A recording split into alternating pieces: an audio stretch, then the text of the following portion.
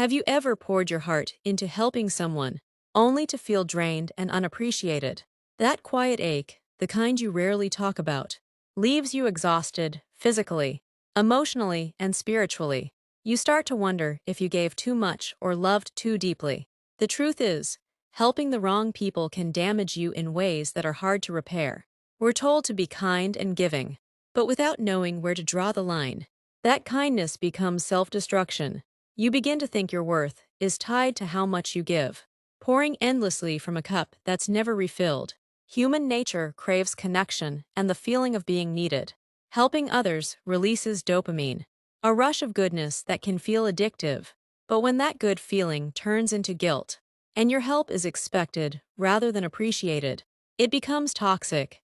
You were never meant to carry everyone's burdens, especially those who refuse to carry their own.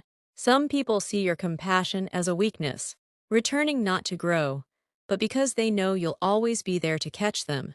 Not everyone is meant to be helped, not because you lack love, but because your energy is sacred, your time valuable, and your peace irreplaceable. Saying yes to those who constantly drain you is saying no to your own growth. You weren't born to be a crutch. If you're always checking in, fixing others' problems while yours are neglected, you're not being kind, you're enabling. True wisdom is knowing when to stop. Some people don't want healing, they want comfort, and you become that comfort at the cost of your well-being. Love doesn't mean sacrificing yourself endlessly. You're not responsible for everyone's healing. Constantly helping those who won't help themselves isn't noble, it's being used.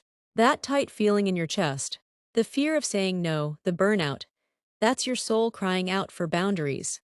We all want to be loved, valued, and needed, but when that turns into self-neglect, something's gone wrong. You keep giving, hoping they'll change, but they never do. They'll remember you always showed up, but they'll never become who you believed they could be. Every time you give without return, you steal energy from your own dreams. Letting go doesn't mean you don't care. It means you finally do for yourself. Boundaries are not cruel. They're sacred lines that protect your inner world. You teach people how to treat you. If you're always available, they'll treat your time as worthless. If you always fix their problems, they'll stop fixing their own. Entitlement grows where appreciation dies. And soon, you're left depleted, invisible in your own life.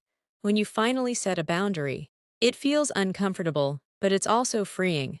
You stop giving endlessly to those who only take. You reclaim space for those who respect you. Some people never truly want change. They complain, manipulate, and repeat the same mistakes. They drain you, confuse you, guilt-trip you into staying. They use your empathy as a weapon, turning your love into their power. The more you give, the more they expect. The more they expect, the less they respect. Walk away, not in anger but in clarity. You're not cold, you're wise, you've simply had enough. Eventually, you realize your energy is not infinite.